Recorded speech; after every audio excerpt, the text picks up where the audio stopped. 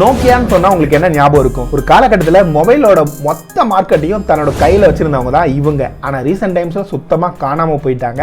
இந்த HMD hold பண்ணிருக்க இந்த நோக்கியாவோட நோக்கியா 235 தான் இந்த வீடியோல ரிவ்யூ பண்ண போறோம். இதுல Canon Pay ஆப்ஷன் கொடுத்திருக்காங்க. அது மட்டும் இல்லாம 4G ஆப்ஷனும் இருக்கு. சில பிரவுசிங் ஆப்ஷனும் கொடுத்திருக்காங்க. இதுல எந்தெந்த அப்ளிகேஷன் வேலை செய்யுது, யார் யாருக்கு இது செட் ஆகும், எந்தெந்த நெட்வொர்க் ஒழுங்கா வேலை செய்தும் எல்லாத்த பத்தியுமே இந்த வீடியோல கிளியரா பார்க்க போறோம். வீடியோ பிடிச்சிருந்தா மறக்காம சப்ஸ்கிரைப் பட்டனை ஹிட் பண்ணிக்கோங்க. இந்த வீடியோ மட்டும் இல்லாம எக்கச்சக்கமான வீடியோ வந்து நம்ம ஓனா வாங்கி ரிவ்யூ பண்ணிட்டு இருக்கோம். பிடிச்சா மறக்காம உங்களோட சப்போர்ட்டை கொடுங்க. ஃபர்ஸ்ட் இதோட பாக்ஸை பொறுத்த வரைக்கும் செமி டிரான்ஸ்பரண்ட் லுக்ல கொடுத்திருக்காங்க. இந்த பாக்ஸை ஓபன் பண்ணி பார்த்தோம்னா ஒரு போன் கொடுத்திருக்காங்க. இதை தவிர்த்து சில பேப்பர் ஒர்க்ஸ், ஒரு பேசிக்கான டைப் சி சார்ஜர் கொடுத்திருந்தாங்க. அப்புறம் இன்சர்ட் பண்றதுக்கு ஒரு பேட்டரி இருக்கு. சரி, ஃபர்ஸ்ட் இதோட டிசைனை பத்தி டிஸ்கஸ் பண்ணுவோமே. இங்க உங்களுக்கு ரெட்ரோ டிசைன் தான். இதுக்கு வந்து ஒரு ரெக்டாங்குலர் பாக்ஸி டிசைன் தான் இருக்கு. பில்ட் குவாலிட்டி பார்க்கிறதுக்கு நல்லா இருக்கிற ஒரு ஃபீல் கிடைக்குது. மொத்தமா 3 டிஃபரெண்ட் கலர் வேரியன்ட்ல கொடுத்திருக்காங்க. நம்ம கையில இருக்கிறது பர்பிள் கலர் வேரியன்ட். இது இல்லாம Black, ப்ளூன்னு சொல்லிட்டு இன்னும் 2 டிஃபரெண்ட் கலர் இருக்கு. நெக்ஸ்ட் இதோட பில்ட் குவாலிட்டின்னு பார்க்கும்போது இங்க சைட் ஃப்ரேமும் பிளாஸ்டிக் தான்,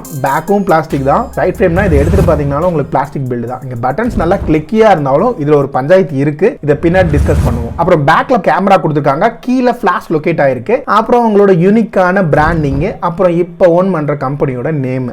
சரி, இப்போ டாப் சைடில் பார்த்தோம்னா 3.5mm ஜாக் இன்னுமே ரீட்டைலாக இருக்குது. பேசிக் ஃபோனில் இது காமன் தான்.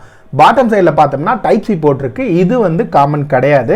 நிறைய ஃபீச்சர் ஃபோனில் இன்னுமே மைக்ரோ யூஎஸ்பி போர்ட் தான் கொடுத்துருக்காங்க. இங்கே டைப் சி கொடுத்துருக்கிறது கண்டிப்பாக ஒரு நல்ல விஷயமா தான் நான் பார்க்குறேன். ஃப்ரண்ட் சைடு வந்தோம்னா இங்கே உங்களுக்கு 2.8 இன்ச்சில் ஒரு டிஸ்பிளே கொடுத்துருக்காங்க. டச் ஸ்க்ரீன்லாம் கிடையாது. நார்மலான ஒரு QVGA ரிசொல்யூஷனில் தான் கொடுத்துருக்காங்க. பார்க்கறதுக்கு ஸ்க்ரீன்லாம் நல்லாவே தான் இருக்கு. இங்கே பிரைட்னஸை பற்றி பேசும்போது இன்டோர் அண்ட் அவுட்டோர் ரெண்டுலையுமே பிரைட்னஸ் நல்லா தான் இருக்கு. பழைய பட்டன்ஸ் ஃபோனில் இருக்கிற இஷ்யூ வந்து இங்கே கிடையாது. ஓரளவுக்கு விசிபிளாகவே இருக்கு. சரி, அடுத்ததான் இங்கே ஸ்பீக்கர்ஸை பற்றி பேசும்போது ஆல்ரெடி சொன்ன மாதிரி தான் இங்கே ஸ்பீக்கர் தான் ஸ்பீக்கரா வேலை செய்யுதுன்றதுனால உங்களுக்கு சவுண்ட் குவாலிட்டியில பெரிய விதமான எதிர்பார்ப்புகள் எதையும் வச்சுக்காதீங்க. ரிங்டோனோட வால்யூமே இன்டோர்லயே டீசெண்டா தான் இருக்கு. அவுட்டோர்லாம் அந்த அளவுக்கு சுத்தமா கேட்கல.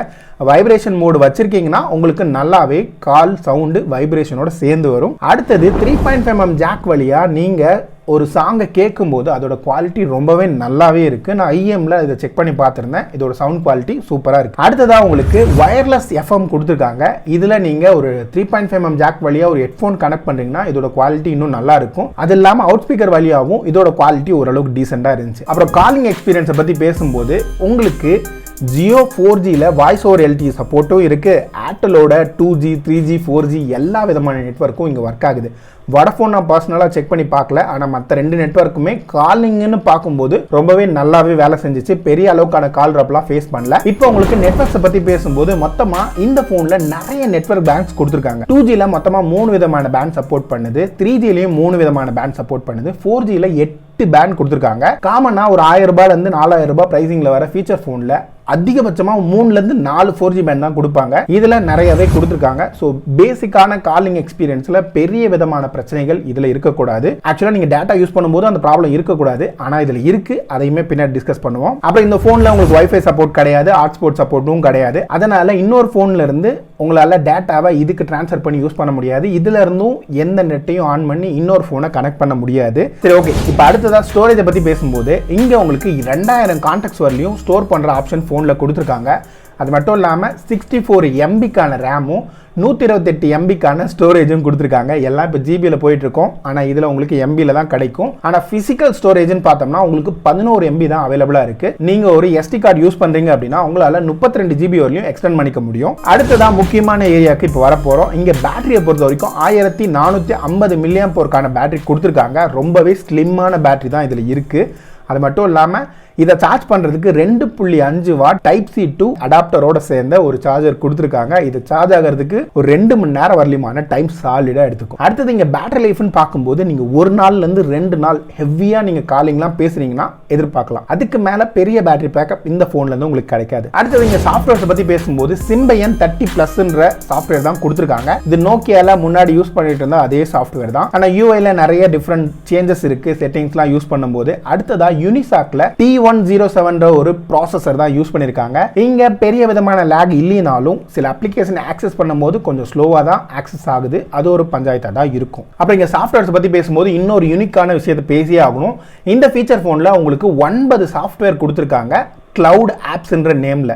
இதை ஓப்பன் பண்ணுறீங்க அப்படின்னா யூடியூப் ஷார்ட்ஸு, யூடியூப் மியூசிக் இதெல்லாம் ஆக்சஸ் பண்ணலாம். அது மட்டும் இல்லாமல் ட்விட்டர் கூட இந்த ஃபோன் மூலிமா உங்களால் ஆக்சஸ் பண்ண முடியும். ஃபேஸ்புக்கான சப்போர்ட்டும் இருக்குது.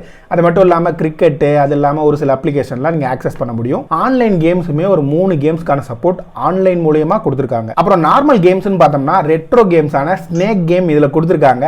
அது மட்டும் இல்லாமல் பே பண்ணி விளையாடுற மாதிரி ஒரு 4 கேம்ஸ் கொடுத்துருக்காங்க.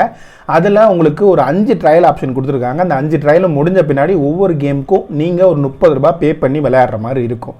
யாராவது விளையாடுவீங்களான்றதை கீழே இருக்கிற கமெண்ட்ஸில் சொல்லுங்கள், பே பண்ணி. அப்புறம் ப்ரௌசிங்க்கு இங்கே உங்களுக்கு ஒப்பேரா மினி சப்போர்ட் கொடுத்துருக்காங்க. இந்த பட்டன் ஃபோன்ஸில் மேஜராக எல்லா ஃபோன்ஸ்லையும் இந்த ஒப்பேரா மினி சப்போர்ட் இருக்கும். இங்கேயுமே உங்களுக்கு ஏர்டெல்ல நல்லாவே வேலை செய்யுது. ஆனால் ஜியோவில் ஓப்பனே ஆக மாட்டேங்குது. ஃபெயில் டு கனெக்ட்ன்ற ஆப்ஷனே தான் வந்துக்கிட்டே இருக்கு. அப்புறம் இந்த ஃபோனில் உங்களுக்கு தமிழ் கீபேட் சப்போர்ட்டும் கொடுத்துருக்கிறதுனால ஈஸியாகவே தமிழில் டைப் பண்ண முடியுது. இதோட பட்டன் கீ அசைன்மெண்ட்டும் நல்லாவே கொடுத்துருக்காங்க.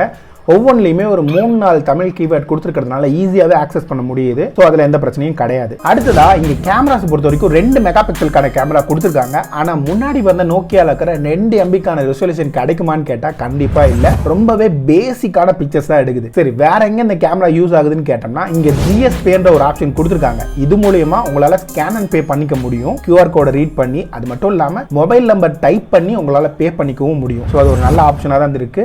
மேஜரான சமயங்களில் வேலை செய்யுது, ஒரு சில நேரங்களில் லோட் ஆக மாட்டேங்குது. சரி, இங்க ப்ராப்ளம்ஸை பத்தி பேசும்போது ஒரு சில விஷயத்தை நான் கண்டிப்பா அட்ரஸ் பண்ணி ஆகணும். முக்கியமா இந்த டாப்ல இருக்கிற இந்த 3 பட்டன்ஸ் வந்து அந்த அளவுக்கு சிறப்பாக வேலை செய்யவே இல்லை. கீச்சுன்னு சம்பந்தமே இல்லாத ஒரு ஏர் பம்ப் அடிக்கும் போது ஒரு சவுண்டை வந்து கிரியேட் பண்ணிட்டே இருக்கு. கண்டிப்பா இது ஒரு மேனுஃபேக்சரிங் டிஃபெக்ட் மாதிரி தான் இருக்கு. இதுக்காக நான் கம்ப்ளைண்ட் ரைஸ் பண்ணியிருக்கேன். மேபி உங்களுக்கும் இந்த மாதிரி பிரச்சனைகள் வந்துச்சுன்னா கண்டிப்பா ரிட்டர்ன் போட்டுட்டு இன்னொரு ஃபோன் வாங்குறது நல்லது. இது ஒரு ப்ராப்ளம். அடுத்தது நீங்க ஜியோ வச்சிருக்கீங்க அப்படின்னா அந்த சிம் கார்டு யூஸ் பண்ணும்போது காலிங்ல எந்த ப்ராப்ளமும் கிடையாது. ஆனா இதுல இருக்கிற இந்த கிளவுட் ஆப்ஸ் யூஸ் பண்ணும்போது சுத்தமா லோடே ஆகல. அது மட்டும் இல்லாம இந்த ஒப்பேரா மினியுமே இந்த ஜியோ யூஸ் பண்ணும்போது ஓப்பனே ஆகல. ஃபெயில் டு கனெக்ட்ன்ற ஆப்ஷன் தான் சுத்தமா வந்துகிட்டே இருக்கு. ஸோ ஜியோ யூஸ் பண்றவங்க கேர்ஃபுல்லா செக் பண்ணி பார்த்துட்டு இந்த ரிட்டர்ன் பீரியட்ல ஏதாவது ப்ராப்ளம் இருக்குன்னா ரிட்டர்ன் போட்டுருங்க. மற்றபடி ஏர்டெல் யூஸ் பண்றவங்களா இருந்தா உங்களுக்கு மேஜர் ப்ராப்ளம் இந்த போன்ல கிடையாது. நீங்க தாராளமா வாங்கி யூஸ் பண்ணலாம். சரி, ஃபைனலா இங்க பிரைசிங்னு வரும்போது இங்க 3750 ரூபாய்க்கு அமேசான்ல லிஸ்ட் பண்ணியிருக்காங்க.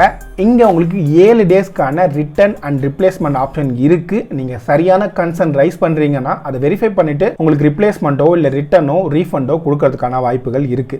இவ்வளவுதான் இந்த வீடியோ. இன்னும் நிறைய இன்ட்ரெஸ்டிங்கான வீடியோஸ்ல உங்களை பார்க்குறேன். அது வரைக்கும் பாய்.